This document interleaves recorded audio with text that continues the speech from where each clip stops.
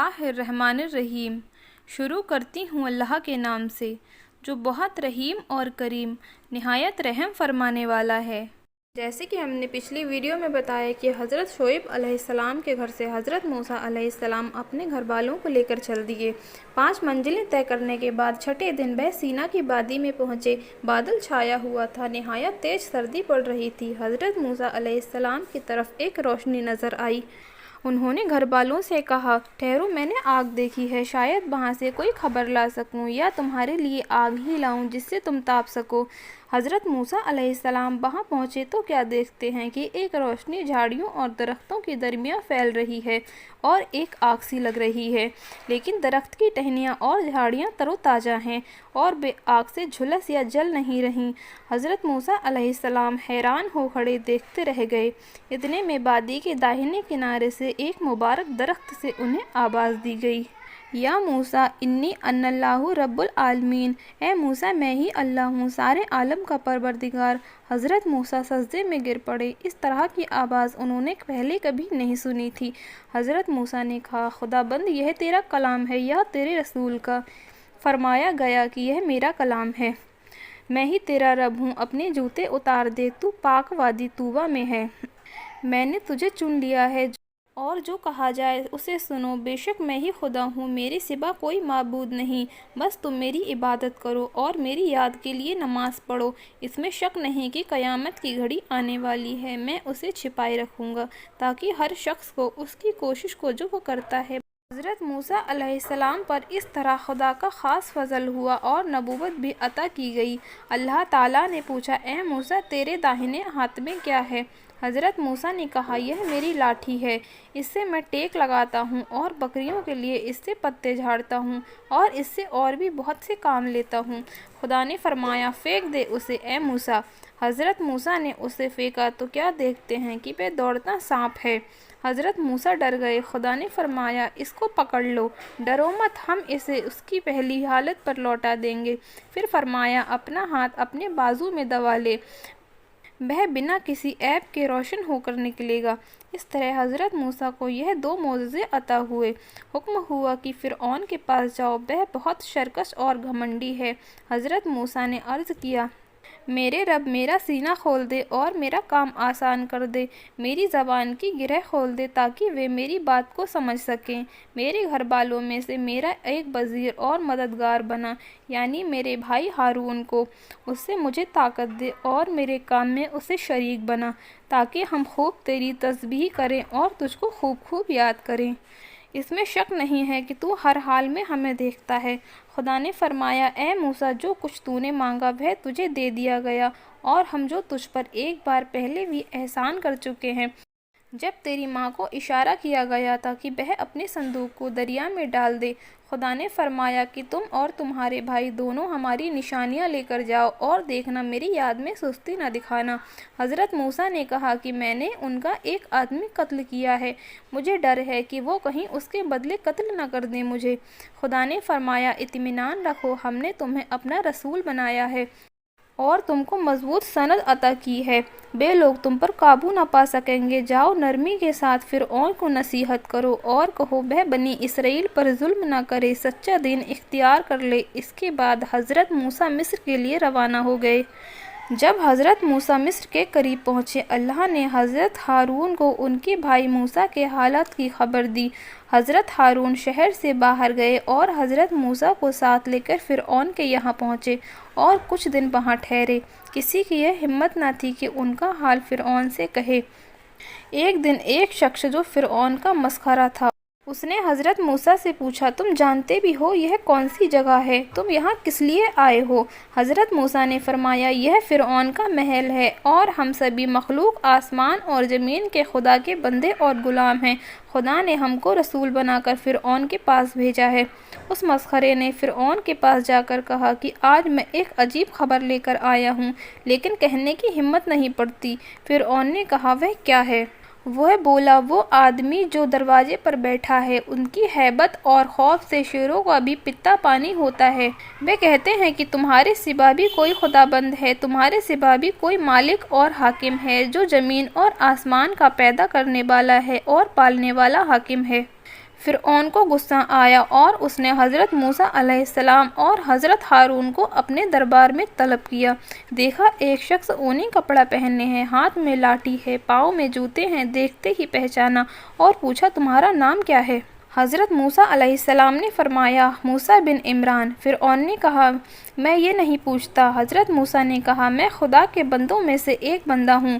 فرعون بولا تجھے یہ کہنا چاہیے میں فرعون کے غلاموں میں سے ایک غلام ہوں اور اس کا پالا ہوا ہوں، اس کے مجھ پر بہت بڑے احسان ہیں۔ اے موسیٰ کیا تو وہی نہیں ہے جسے میں نے پال پوش کر بڑا کیا تھا، لیکن تو نے ناشکری کی اور اس کے علاوہ ایک ایسا کام کر کے تو بھاگا جسے تو خوب جانتا ہے۔ اب تجھے یہ اونچا درجہ اور رتبہ کہاں سے مل گیا کہ نصیحت دینے آیا ہے؟ حضرت موسیٰ نے کہا میں نے تو تنبیہ کے لیے گھونسا مارا تھا، مجھے کیا خبر تھی کہ وہ مر جائے گا۔ اس طرح کے مارنے پر قصاص لازم نہیں آتا، اور تیرا حال تو یہ تھا کہ دشمنی کی وجہ سے میرے قتل پر تیار تھا اور میں تیرا مقابلہ نہیں کر سکتا تھا، اس لیے مجھے یہاں سے نکل جانا پڑا۔ اللہ تعالیٰ نے مجھے اپنا رسول بنا کر بھیجا ہے تاکہ میں تجھے سچائی کی طرف بلاؤں۔ خدا نے میرے بھائی ہارون کو بھی نبوت میں میرا شریک کیا ہے۔ اے فرعون یہ عجیب بات ہے کہ ایک آدمی کے مارنے سے تو مجھے ملامت کرتا ہے، اور 400 برس سے بنی اسرائیل کے بیٹے قتل کیے جاتے رہے اور ان پر طرح طرح کے ظلم کیے گئے، ان کو تو نہیں دیکھتا؟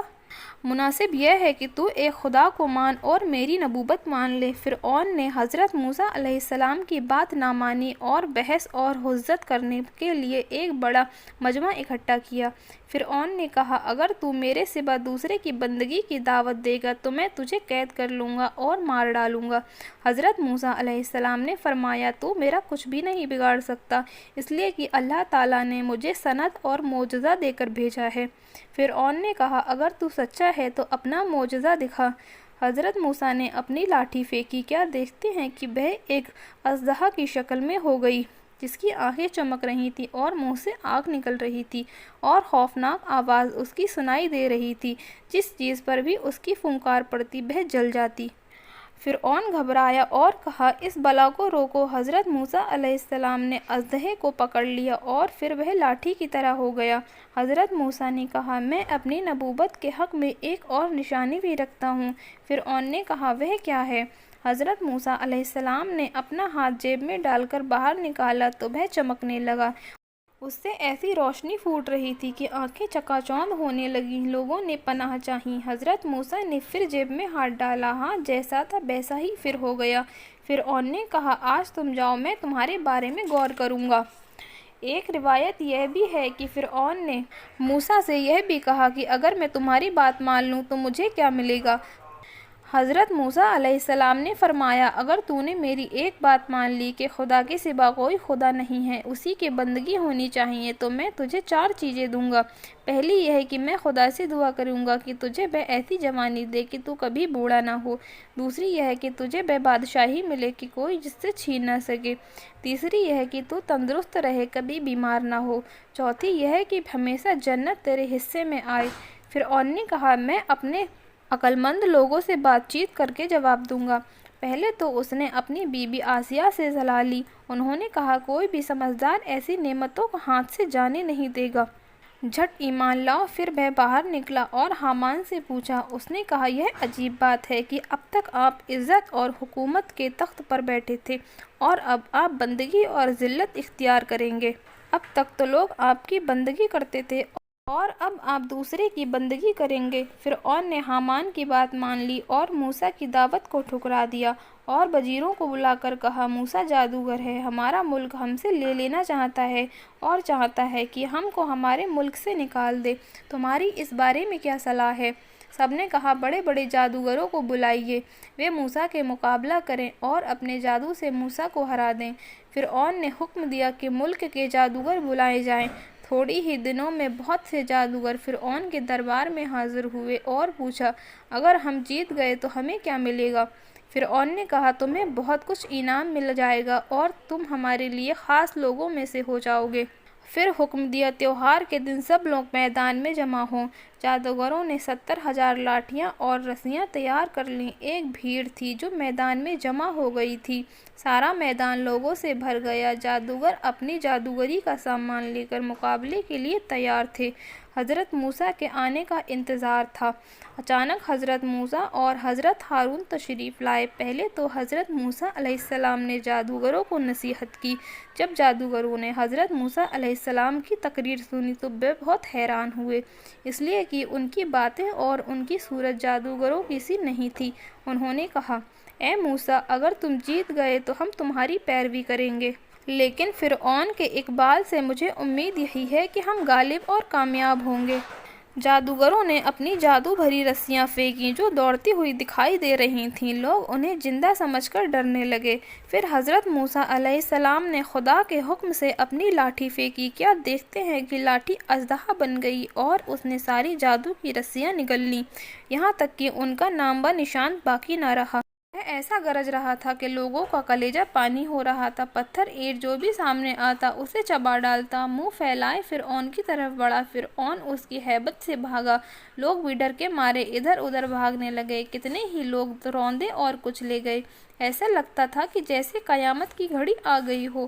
حضرت موسیٰ علیہ السلام نے اژدہے پر ہاتھ ڈالا، پھر وہ لاٹھی کی طرح ہو گیا۔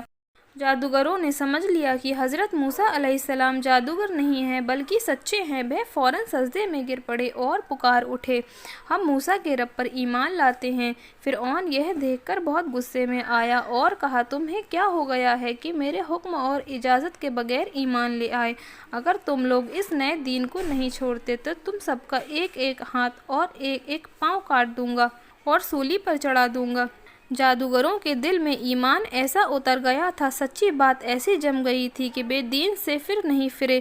اور بی بی آسیہ نے بھی اپنا ایمان ظاہر کیا اور کہا کہ حضرت موسیٰ علیہ السلام خدا کے سچے نبی ہیں۔ فرعون نے اس بے گناہ خاتون کو نہایت عذاب دے کر شہید کیا اور بنی اسرائیل پر بھی اس کی سختی بڑھ گئی۔ انہوں نے حضرت موسیٰ علیہ السلام سے کہا کہ آپ کے تشریف لانے سے پہلے ہمارے باپ دادا نے ہمیں آپ کی نبوت کی خوشخبری دی تھی اور کہا تھا کہ آپ کے نبی ہونے کے بعد ہم کو مصیبتوں سے نجات ملے گی، اسی لیے ہم تکلیفیں برداشت کرتے تھے اور آپ کی امید پر جیتے تھے، لیکن آپ کے تشریف لانے سے بھی ہمارا دکھ نہ مٹا بلکہ مصیبت اور تکلیف میں اور بڑھوتری ہوتی گئی اور ہم میں طاقت نہیں کہ صبر کریں۔ اگر آپ کا حکم ہو تو اس ملک سے ہجرت لے جائیں۔ حضرت موسیٰ علیہ السلام نے ان کو تسلی دیتے ہوئے کہا کہ وہ دن دور نہیں، تمہارے دشمن ہلاک ہوں گے اور خدا تم کو اس زمین کا مالک بنا دے گا۔ حضرت موسیٰ علیہ السلام نے جب یہ دیکھا کہ فرعون کی قوم ایمان نہیں لا رہی ہے تو انہوں نے خدا سے دعا کی۔ خدا نے فرعونیوں کی تباہی کے لیے ایک کے بعد ایک کئی بلائیں نازل کی اور 2-3 سال تک قہر پڑا۔ اس کے بعد طوفان ظاہر ہوا۔ کچھ لوگ کہتے ہیں کہ یہ طوفان پانی کا تھا اور کچھ کہتے ہیں کہ یہ پلیگ کا تھا۔ 7 دن کے اندر اندر ہزاروں قبطی ہلاک ہوئے۔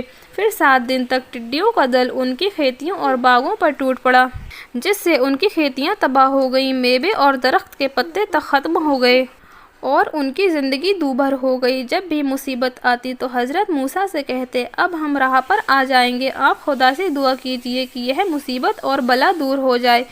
لیکن مصیبت کے ہٹتے ہی وہ پھر کفر پر قائم ہو جاتے۔ اس کے بعد مینڈک اور کمبل کا عذاب اترا۔ کیڑے مکوڑے اتنے زیادہ بڑھ گئے کہ مکان، فرش، برتن، لباس ہر جگہ پھیل گئے۔ انہوں نے موسیٰ سے کہا، اپنے پروردگار سے دعا کرو کہ اگر یہ عذاب ہم سے ٹل گیا تو ہم تم پر ایمان لائیں گے اور بنی اسرائیل کو بھی تمہارے ساتھ جانے دیں گے۔ حضرت موسیٰ علیہ السلام کی دعا سے یہ عذاب بھی اللہ تعالیٰ نے ٹال دیا، لیکن عذاب کے ٹلتے ہی وہ پھر سرکش اور نافرمان بن گئے۔ اس کے بعد اللہ تعالیٰ نے ان پر خون کا عذاب بھیجا۔ نیل ندی کا پانی ان کے لیے خون کر دیا گیا، پینے کے لیے پانی نہ رہا۔ یہاں تک کہا جاتا ہے کہ ایک ہی پیالے کا پانی قبطیوں کے لیے خون ہو جاتا اور بنی اسرائیل کے آدمی کے لیے بے صاف پانی ہی رہتا۔ ایک بار قبطیوں کی ایک عورت نے بنی اسرائیل کی ایک عورت سے کہا، اے بہن، میں پیاس سے مری جا رہی ہوں، تو اپنے منہ سے پانی لے کر میرے منہ میں ڈال دے۔ جب پڑوسیوں نے اس کے منہ میں اپنے منہ سے پانی ڈالا تو وہ پانی فوراً ہی خون بن گیا۔ ان تمام بلاؤں اور عذابوں کے باوجود کوئی ایمان نہ لایا اور بنی اسرائیل کو دکھ پہنچاتے رہے، تب اللہ تعالیٰ نے حضرت موسیٰ پر حکم اتارا کہ تم اپنی قوم کو مصر سے باہر لے جاؤ۔ دوستو، یہ ہے ہمارے حضرت موسیٰ علیہ السلام کا واقعہ۔